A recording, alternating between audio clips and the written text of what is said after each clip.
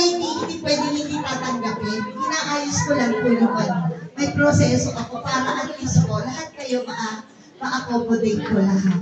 Okay? So wala po akong magagawa dahil 40 yan, magiging 40 per session. Kasi 3 session lang.